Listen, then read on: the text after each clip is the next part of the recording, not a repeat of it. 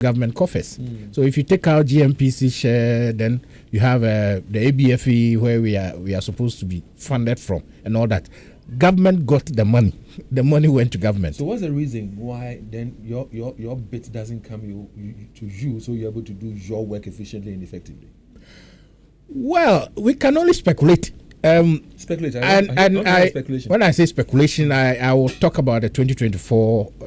In 2025, something has happened. We'll probably touch on it. Mark touched on it briefly. But then let's go to 2024. If you look at the trend, we've actually not been receiving the full complement of our budget.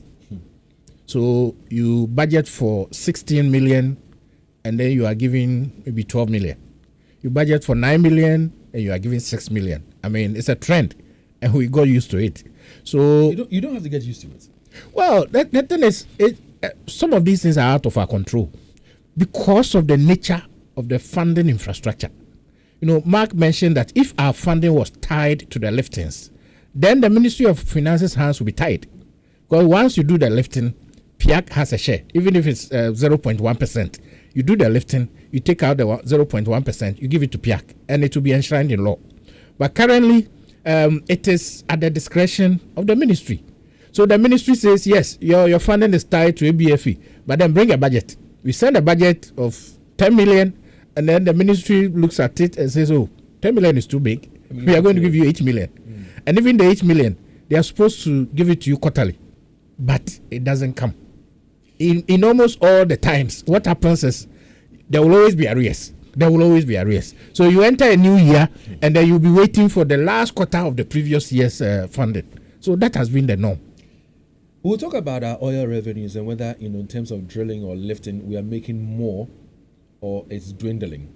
But the question that is on my mind is, how does PIAC therefore ensure that, our oil revenues are managed transparently, and what measures are in place to prevent corruption? Because if people are supposed to give you the requisite financing, that would aid your work to put the spotlight on whichever angle the challenges are, and the monies are not coming. You can only do so much. Yeah. At a certain point, you just maybe so then the corruption and all that deals surely this can take place. So how are you ensuring that these things don't happen then? Corruption can be cured conventionally through two key means: ensuring transparency, making sure there's accountability. We've done very well with the transparency bit. I mean, you look at all the laws. And if you look at the Petroleum Revenue Management Act, it's one of the best laws you can have on petroleum revenue management anywhere. And governments have come and gone. They all make sure they stick to what the law says. Why? Because it benefits who? Well, that is what the law says. So I'll come to the second bit. And PIAC's mandate ensures that there is always transparency. We collect the data from government agencies and other agencies that utilize petroleum revenue. We do our report. We highlight areas where there are potential problems. We meet those agencies one-on-one, sometimes in our offices, and then we go through the figures just to be sure what we are getting is right. Are they willing to be forthcoming with the information, even when you speak with them? They are mandated by law. Okay. Yeah, the PRMA makes it mandatory for them to release the information. Okay. Up to a certain point, and it's also time bound. That once PIAC writes to them, they are supposed to respond and give us the information. Even the Ministry of Finance has to provide data to PIAC, which they do, though it always comes late. So we get all the information, we do our report. So if you read our reports, it's very comprehensive. We tell the public that this is how much came in as petroleum revenue, and this is how much the government has used your revenue for. These are the areas that, so to speak, chopped your petroleum money. Are you okay with it? Are you okay if we spend more of the money on recurrent expenditure, blah, blah, blah, and so on? And luckily, the laws has controls on how these revenues are supposed to be spent. So we were expecting that because the law is very stringent on how revenues are spent, and the agencies also adhere to the law, then of course we shouldn't have issues with corruption and so on. But then you come to the accountability bit. When we identify issues, when we raise red flags, what happens? Currently, we've had a long-standing crisis with GMPC. it's a disagreement we've had, and at the moment, none of the two sides appears to budge. They have a subsidiary company. They are also doing some lifting, and then PIAC's position is that pay the money you get from the lifting into the PHF, the Petroleum Holding Fund, because that's what the law says. GNPC says no. This is my baby. I created this company. It's a private company we created. So where does the money go? So we will keep our money.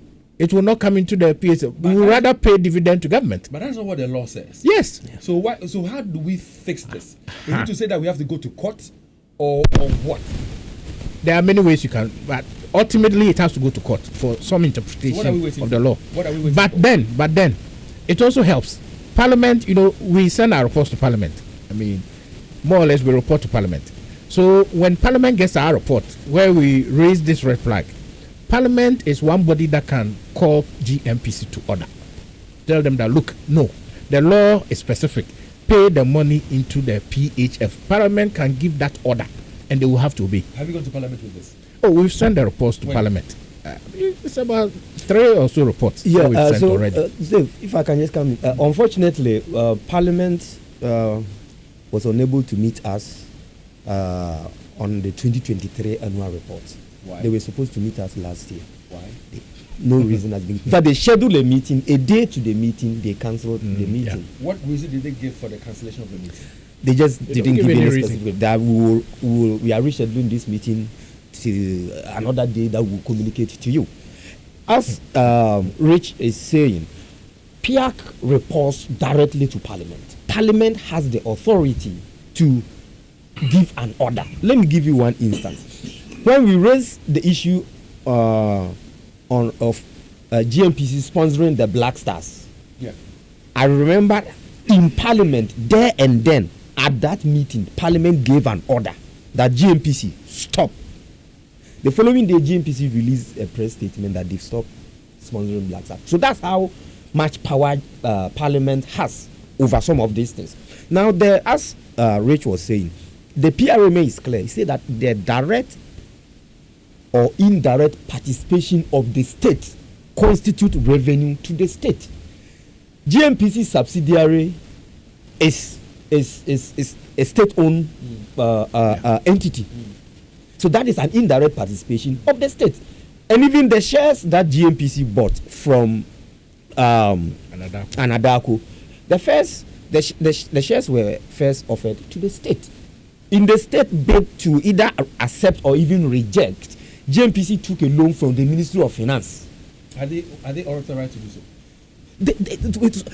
So that is where government comes in. No, you haven't answered my question. Are they authorized to do so, or they are not?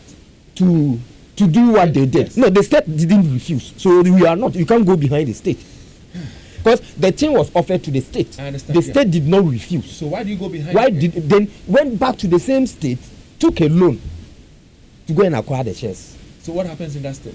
So the ministry gave the loan to them. They've repaid the loan back to the ministry.